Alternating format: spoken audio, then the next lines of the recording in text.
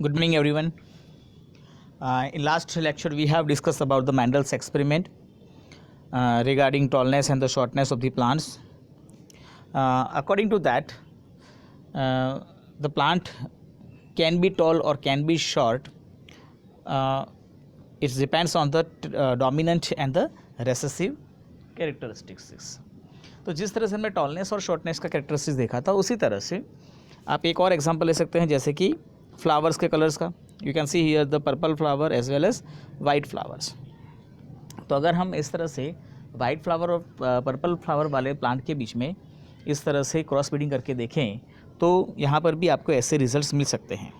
ठीक है, जैसे पर्पल और वायलेट के बीच में आपने इस तरह का क्रॉस ब्रीडिंग करवाया, तो हो सकता है कि सारे पर्पल या सारे वाइट मिले because of the dominant characteristics. लेकिन जब उन्हीं दो जैसे फॉर एग्जांपल आपको सारे पर्पल मिले थे, अब आपने पर्पल के बीच में क्रॉस ब्रीडिंग करवाया, तो हो सकता है आपको उसमें से कुछ लेस अमाउंट में आपको वाइट भी मिले.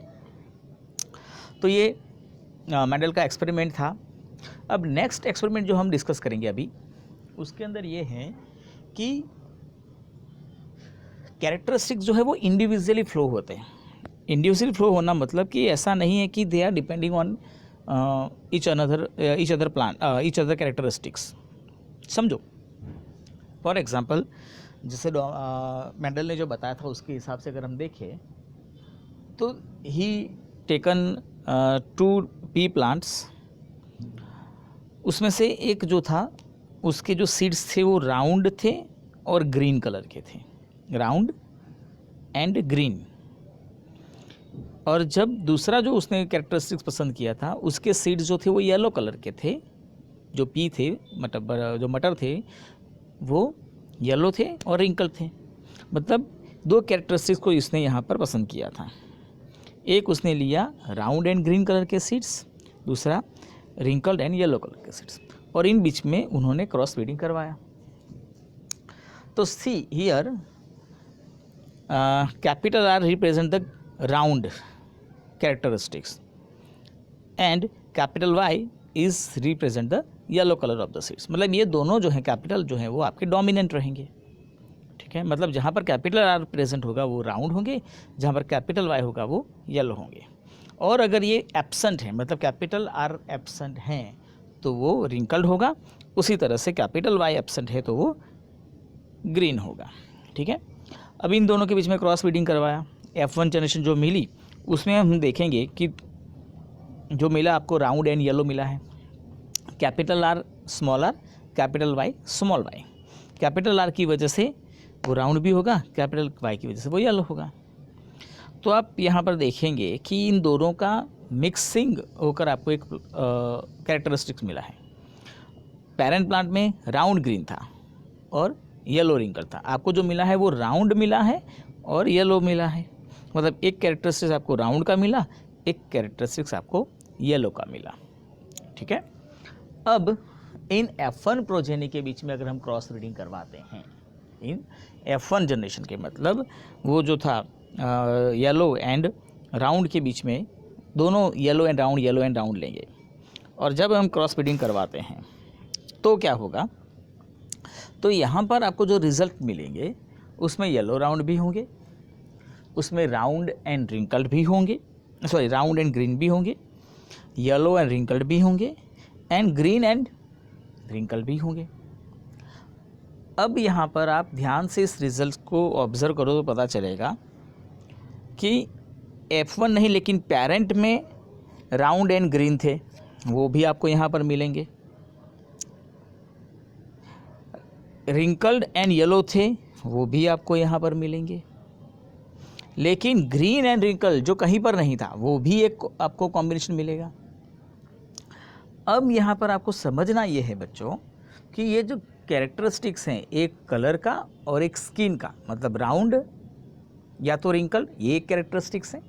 कलर ग्रीन या तो येलो, ये एक कैरेक्टरिस्टिक्स है. और ये दोनों इंडिविजुअली फ्लो हो रहे हैं.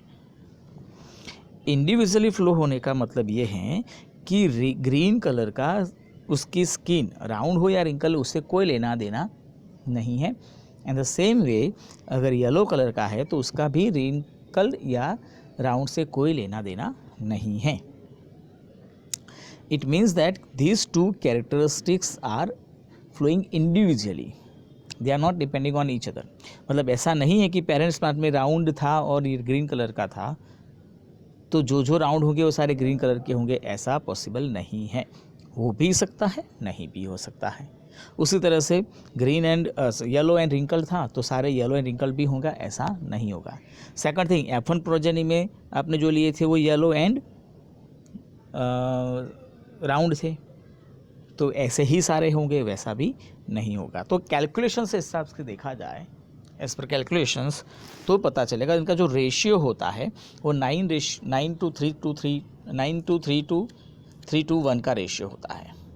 मतलब F1 प्रोजेनी में जो थे वो सबसे ज़्यादा होंगे, फिर उससे कम वाले में आपको मिलेंगे पैरेंटल, और सबसे कम होंगे जो एक नया कॉम्बिनेशन आपको मिलेगा कि जो दोनों में रेसेसिव था।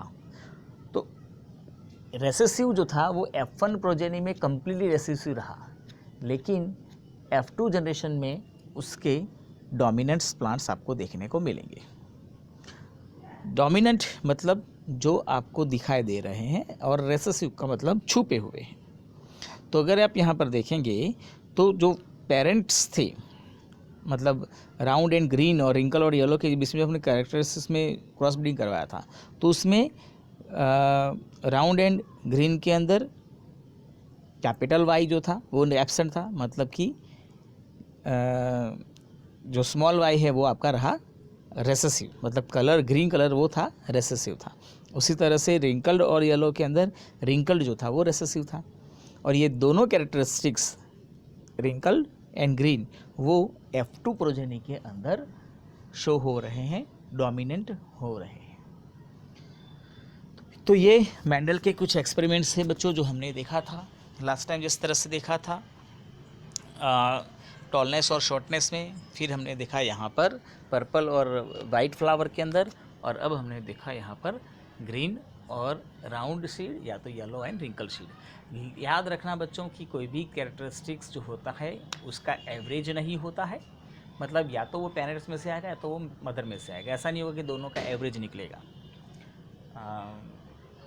जैसे कोई हस्बैंड वाइफ है, हस्बैंड की हाइट 6 फीट है, वाइफ की हाइट 4 फीट है, तो बच्चे की दोनों की एवरेज निकाल के 5 फीट नहीं होगी। दो ऑप्शन है उसके पास, या तो 6 फीट होंगे या तो 4 फीट होगा, ठीक है। और उस तरह से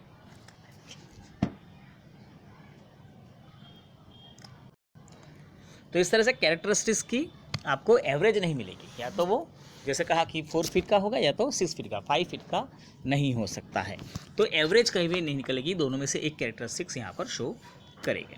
तो ये मेंडल के कुछ एक्सपेरिमेंट्स थे बच्चों। तो ये सब DNA के ऊपर डिपेंड होता है, वो हम चैप्टर नंबर 8 के अंदर थोड़ा डिटेल में देखेंगे कि किस तरह से ये जो कैरेक्टरिस्टिक्स होते हैं वो इंडिविजुअली फ्लो होते हैं, और DNA के बारे में, क्रोमोसोम्स के बारे में हम 8th चैप्टर के अंदर देखेंगे।